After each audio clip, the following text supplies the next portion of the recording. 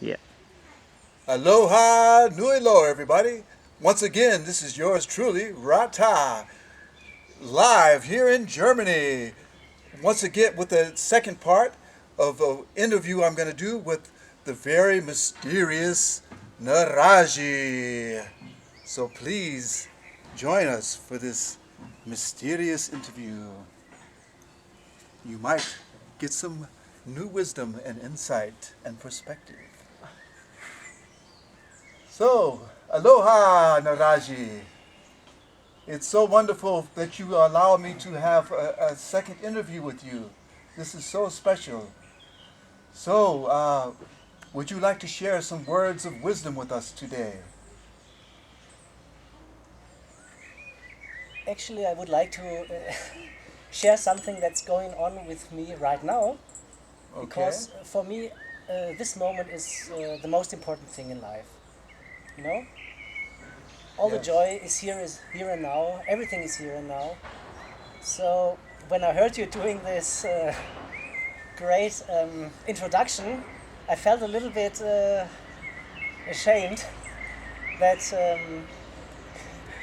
you make such a big announcement, because I feel so normal on the one side that there arises some fear that people might be disappointed, you know.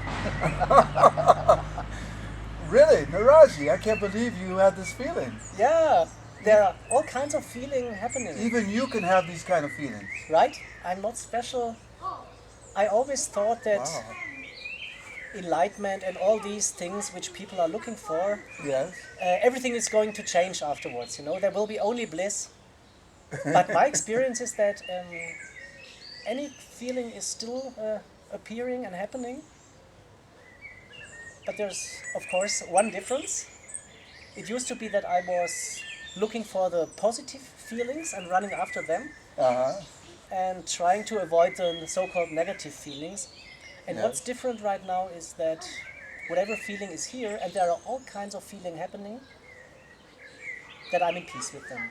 You know, when Oh. there's feelings of shame or feelings of anger, I don't go in the story of, oh my god, what might the people think? You know, there's just this feeling, and it's okay. Ah. So, All right. by your lovely introduction, there was some feeling of being ashamed, triggered, you know. Ah. But it seems like with you, the feeling comes and you let it go. You don't hold on to it. Right. Ah. And it's 99% correct. I don't hold on to it, but I also don't let it go. Actually, I don't do anything with the feelings, you know. Feelings come, they're here as long as they want to be here, and then they go by themselves. So it's not Ah. I let them go, you know. I just watch them coming and I watch them going. Ah. Ah. Yes. Yeah. Yes. Yes. They're coming and going on their own. Right, they're coming on, going on their own, Ah. like that. Wow. Okay. Wow. Yeah. And there's a story coming to my mind All right. when you ask about the wisdom I have to give. There was this is a story about a master and his disciples. And the master was about to die, and all the disciples were very sad, of course, because they had been with his master for many years and they were totally in love with their master. And now it was clear that probably within this day he's going to die. No. So the message was spread all over the city, and many people were coming. Just one of his disciples, he remembered that his master always loved a special kind of cake. He always enjoyed this cake very much, you know. Ah. And he thought, before going to the master and sit by his bed when he's dying, he's going to bring him a cake. All right. So everybody was rushing to the master, and he went to the city and tried to find this special cake. It was a very special cake, and it took some time to find it, but finally he found it. And then he also went to the master. And while he was still on his way, the master was lying in the bed, and it seemed that he was not totally in peace. It seems that he was still looking for something. Sometimes he opened his eyes, he was looking around. Really, the master on his deathbed was Yes. still looking for something. Yes, well, he was not looking for happiness. I think Yeah, but he was looking for something. that there was something. Maybe he felt that there's something. Maybe he was feeling that Yeah, the play is not complete. There's still something missing. Maybe. Right. Anyway, nobody knew what's happening. What was happening? What the master is doing? Opening his eyes, looking around, and then closing it again. Then this disciple came with his cake. And when the master opened the eyes the next time, he saw the disciple with the cake, and then something came to peace, and the disciple, with his total devotion, offered the cake to the master, and the master took a small thing, put it in his mouth, and totally enjoyed it. And then suddenly there was so much peace in the room, and everybody was feeling, now it's the time. It's almost about the time has come that he's going to die. And then the master opened his eyes again, and some other disciple said to the master, you have given us so much during all these years, and now you're going to leave us. Is there anything what you still can say to us? Well, what's the substance? What's the English word? The substrate? What's the concentrate of your wisdom? Can you say one sentence in which everything that you know, all your wisdom in one sentence for us to keep in mind from you? Ah, And the master closed his eyes for one moment and took another bite thing from his cake, put it in his mouth, and then he looked at this disciple and said, "This cake is delicious." And this story is so beautiful because there is not so much wisdom, so-called wisdom, that you find in the book. The master is just here and now, and right now he's eating this cake. So the most important thing is to totally enjoy what's here right now. And for the master it was the cake. So he totally enjoyed this cake and said, "This cake is delicious." This is so. I mean, if you really get this story, you got everything. yeah, yeah. Whatever's here right now, the invitation is to totally enjoy it. And like I said before, Yes, I mean, when I let go all of my judgments about life, about politics, about everything, about feelings, yes, then I can enjoy everything. Like this Right. feeling of being ashamed in the beginning. yes. It used to be feeling ashamed. Oh, I don't like to be ashamed. Also, I have to look hard so nobody knows that I'm ashamed. Now, feeling ashamed, I can also enjoy this. If there's a feeling of being ashamed present, then I surrender to that. Ah, So this is my wisdom story. What you were asking for. It just popped up. Yes, yes. I had it on my homepage in the introduction homepage. Uh-huh. Meanwhile, my homepage is even more simple. There's no story. It's very, it's not the Narraji. It's the other homepage. I have two homepages because before I became What are the Narraji, name? What's the name of the homepages? www.narraji narraji.de. So this is the Narraji homepage, but in my former life I was called Rama, and Rama didn't say a lot, and he had a very quiet homepage. And the homepage is In Silence with Rama, in German, in Stille mit Rama.de, and there was this story. So the Narraji homepage is a little bit different. It's more colorful and crazy. Yeah. Wow, wonderful. I really look. I'm going to go to your homepage right after we have this Yeah. interview. I'm really want to see what else you have done. Yeah, I've heard a little bit. Some of the people around here have told me a little bit about some of the things you do. yeah, And there's some of the interviews you had, and yeah. Yeah, it looks very, very interesting. Oh, I'm sorry. I forgot to turn off my telephone. Oh, your phone is ringing. I'm sorry. We can cut it afterwards, right? So Yeah, yeah. it might be something important. Somebody's calling you. Okay. He has a phone call. Be patient, people. I pressed the. I don't want to receive the button. Actually, Really, you don't want to no, no.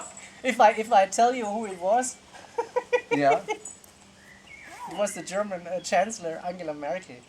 Angela Merkel. Angela Merkel. Yes. Angela Merkel called you? Yes. Really? Why? I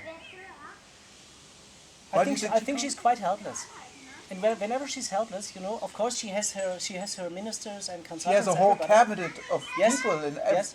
information and everything. She has a whole. That's right, and one should think that these people don't need anybody else, especially not some crazy guy like me.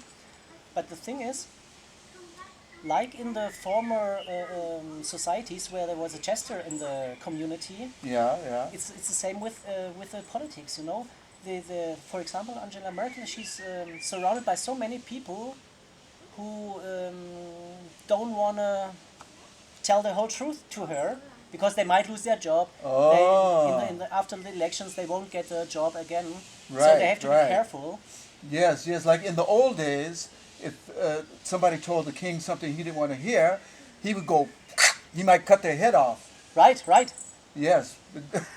Now we're a little more civilized. You just lose your job, but Yes. But still, that could be bad if you have a great job like this. You don't want to lose your job. Right. Yes. Yeah. And like I said yesterday, for some years I was doing this consultant for politics because Really? like the kings, to imagine to be a king or some chancellor or whatever, you have all these people who are not telling the truth to you. So Ah, you never yes. know, is it the truth? Do they want something from me? Right. So right. these people, they want to have some real conversation with somebody who's not afraid of them. Ah. And somehow I got into this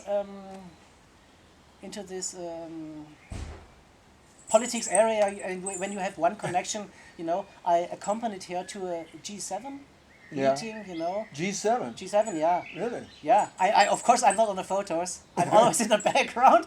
But somehow Obama found out that I'm the jester of Angela Merkel, and he was so when he saw me for the first time, he Yeah. was so astonished. That afterwards he came to me and asked me, "Who are you? What are you doing? What is this? I never saw somebody like you at the G7." And we talked a little bit. He was so impressed because I told him, I'm willing to tell you the truth, no matter what, Right. So Wow. Barack Obama was speaking to you. yeah, I mean, You had a conversation. Maybe we cut this out.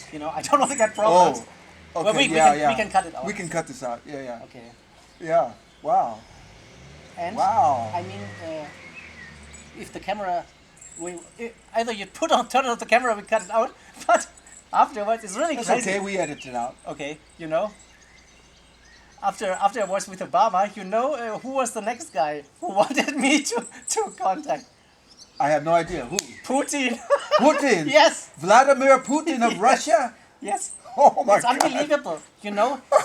I used to know all these people only from television, and suddenly I was. In Germany we say du. In Germany we say Sie, sir, and you. Yeah. So suddenly I was very friends with these guys. I mean, not real friends, but somehow they treated me on one level. And yeah, they had sometimes it was difficult to satisfy both of them. Oh, yes. Obama wanted me to have him in America, of course. We do have Skype calls or telephone calls. Yeah. Like Angela Merkel, I told her many times ago, I don't want to, she really did so many things wrong. I said, you have to get out of the mud by yourself. I don't know here, but she must. Yeah, she must. Angela Merkel's like, oh, I'm in a mess. Who can I call? Narraji. Yes, and especially we have it in Bavaria. We have Horst Seehofer. He's in the same party more or less, but he's somehow an opponent, and he puts a lot of pressure on her. So this was often the issue on the last calls. But anyway, Yeah, Obama and Putin, you know, when you read the newspapers, you hear that they're discussing about Syria and whatever, Right, but they right. always had a big struggle whether I come the next week to America or to Russia, because when I'm it's totally different, of course, when I have a Skype call with one of them or when Yeah. I'm sitting in person in the Oval Office or so. Right, right. It's totally different. Oh, yeah, yeah. Wow. And Wow, so you were actually in the Oval Office? I mean, this is still We the won't, we are, okay. this will be edited out, don't worry. I was You there. could- I was really? there, You were in yes. the Oval Office? Yes. Wow. Yeah, it's really. With Obama. Yeah. Oh. And what about Putin? Did you go to Moscow? I was there, yes. You went to Moscow and visited Putin? Yes, but I didn't went to the Kremlin. I only stayed at the airport because I'm in Russia. Somehow I don't feel so comfortable. So Putin had to come to the airport. Snowden, it's like Snowden style. I just wanted to say, I had a glass of wine with Snowden. He's somehow a little bit lonely there. Oh, so you wanted to be, in case you Shit! in case you needed to leave fast, you wanted to stay in the airport in case you Right, wanted to right. leave out of the I'm airport so fast sorry. to leave from Putin. Oh, wow. Okay. Who is this? Oh, I'm sorry. This is somebody. Even if I can't tell you. Even if the cameras is out, I can't tell you. It's so secret. Oh. I'm sorry. No, does it have anything to do with the Illuminati? Oh my god. No, it's not the Illuminati. It's the German football trainer. You know. German football trainer. Yes. Because yes, 2 days ago the European football soccer started. The championship, and tomorrow is the first game. Germany against Ukraine. Ukraine, right? Yeah. And two of his players, the most important players. I mean, I could mention the name, but you don't know them anyway. But the main goal. Well, on the one side is the goalkeeper and the person in the front, who's shooting all the goals. Right, so right. these are having some problems because they feel so much pressure, and they also so I guess he wanted me to come to the play tomorrow, but I don't feel to go there. To the match. Like I told you. Wow. You can also advise football, soccer players? Yes, actually, Really? actually, I was also consulting many golf players, because the thing is, Really? I don't have to be an expert in football or in soccer or in politics or anything. It's about relaxation and finding peace here and now.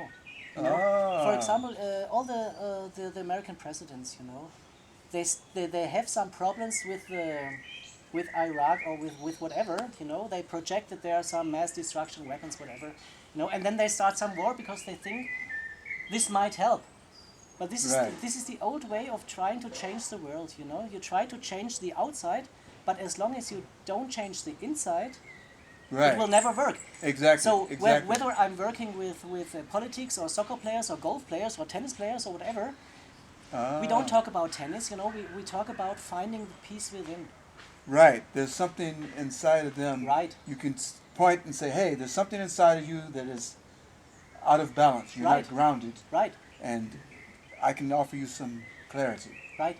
Ah. And especially politics. Politics.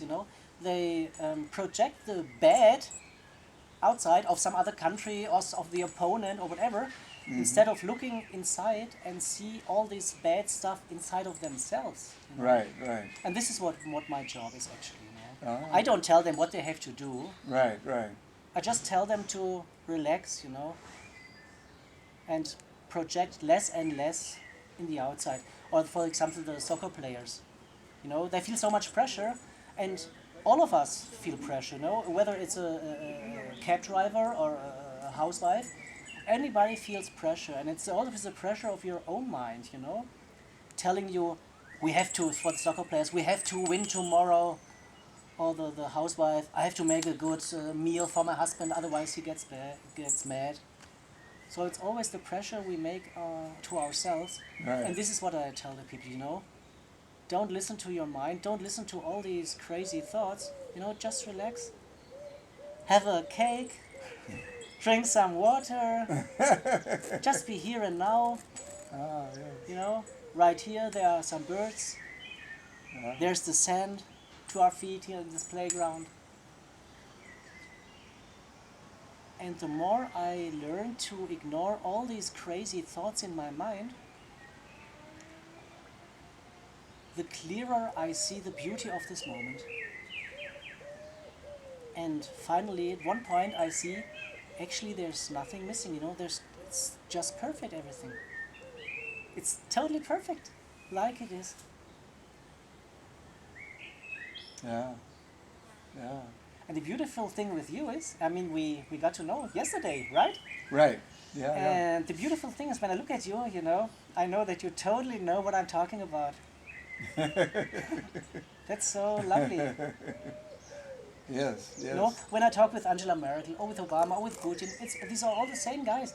I can talk, and I really always try my best, from my deepest heart, to bring some understanding to them. Right. But there's so much mind activity. Yeah? Right, and they have a certain program. Okay, this scenario, and they only think of it in a certain way. Right. Right. Right. Yeah. And they're identified as a politician. They don't think outside of the box. Right. Yeah. We cannot blame them for this. There are so many lobbyists and people and opponents or whatever. It's so it's a dirty job, right? So we can't blame them for being like that. I can say that it's much more fun to talk with you than to talk with Obama, for example. It's much more fun. But I also have to say, for example, let's stay with Obama. He's very serious, especially with being with me. Because I don't wear any mask. Right. So people who wear masks, like most of the politicians, it's easy for them to deal with other people who have also masks. I have a mask, they have masks, so we talk some. Yeah. The mask are speaking to the mask. Right. But speaking with me, somebody who has no mask and somebody who is able to see through all the masks, it's very difficult to maintain their mask. Right. So in the beginning, most of the people are very insecure and somehow they don't know how to deal with me, But finally, at one point, they really somehow Obama, I think the first 5 meetings it was hard work, but at the sixth meeting, there was some point when he really could let go. And he said, Narraji, actually I shit on this whole thing. I would like to live a life like you, sitting on a playground, but I have to rule America, I have to take care for the whole world. Actually, I feel responsible, And it's such a burden. I don't want to change with him. That's one of the most difficult jobs in the whole world. For sure. Yeah. And still people are striving to get such a job. Yeah. I know. Yeah, it's amazing. It's amazing. It's amazing. I heard that politics are into power, They don't do it because of the money, they do it because of power. Uh-huh. So there is this power motivation. Other people's, they do so much work because money is the thing for them. Yeah, money. And some people contribution. Some people like to make a contribution to the world. Yeah. So whatever your motivation is, people, there is this idea, if I have enough money or if I have enough power, then I will be happy.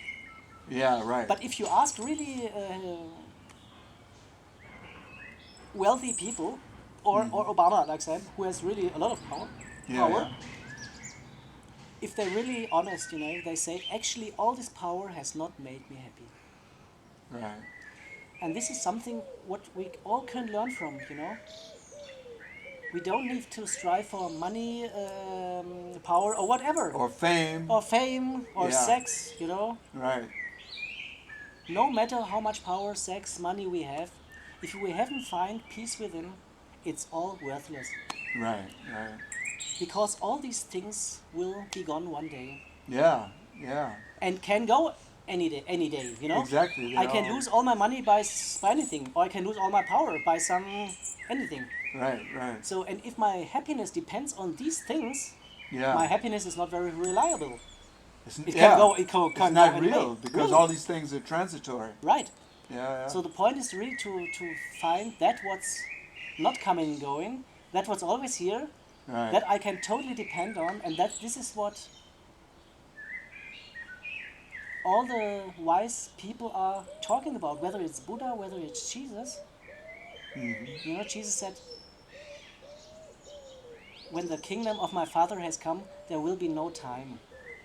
You know, as long as I'm here in this time illusion, you know, thinking about the past or thinking about the future, you know, Right. I right. totally miss this moment. And Yeah. here and now is the only time that's really existence. Yeah. Yeah. For example, tomorrow, I mean, it's not here, it's not existent. It's just a thought in my mind. Exactly. So this is the invitation for everybody meeting with me, and I think this is what people like Obama and all the other guys. This is why they feel attracted to me, you know. And this is what I like to share, you know, just to enjoy this moment. You know, there's so much beauty anywhere. You know, for example, 2 days ago, I discovered this. I can show it to you. Just see it. Okay. It's such a nice thing. You know.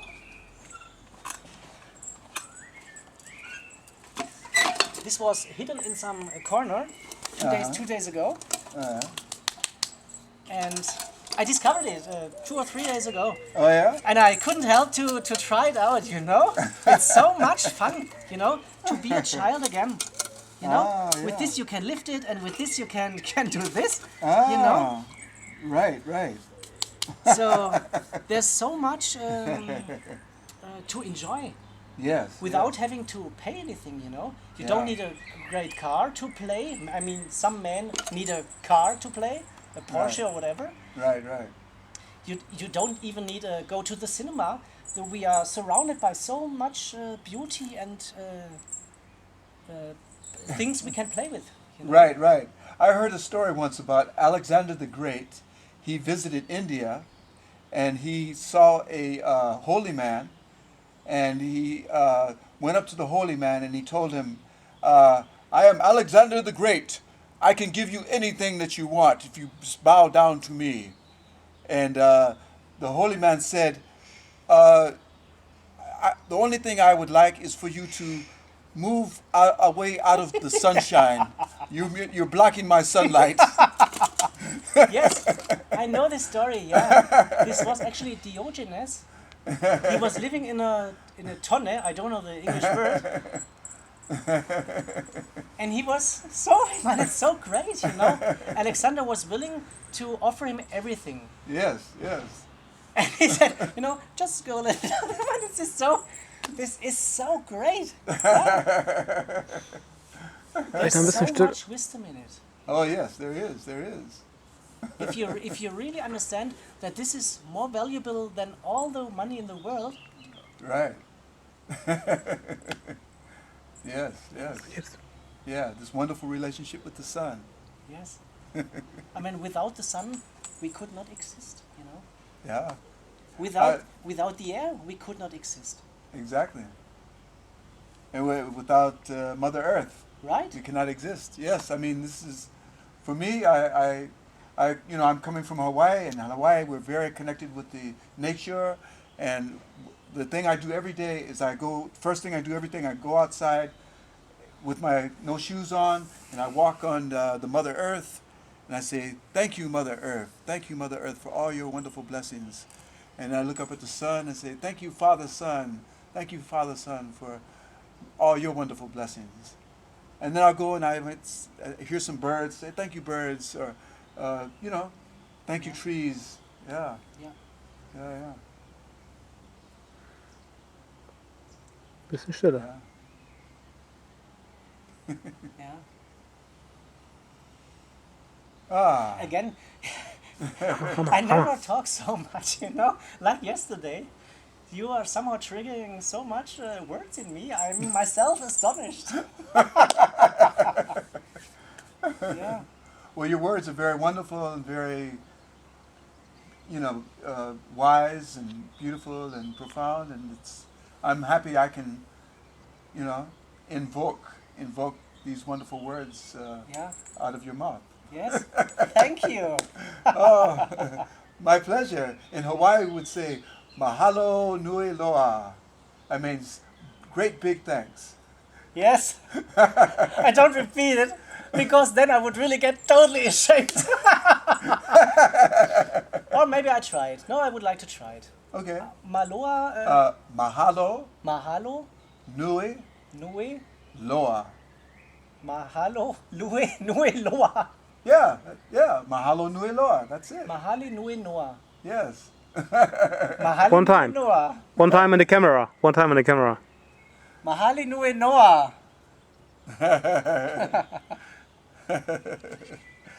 Mahalo nui loa, everybody. This is once again Rata, yours truly, having the very special privilege to meet with Narraji for a second interview, and if I'm lucky, maybe I even get another one. We shall see. But thank you so much for watching. Stay tuned, and wow, mahalo nui loa from Germany.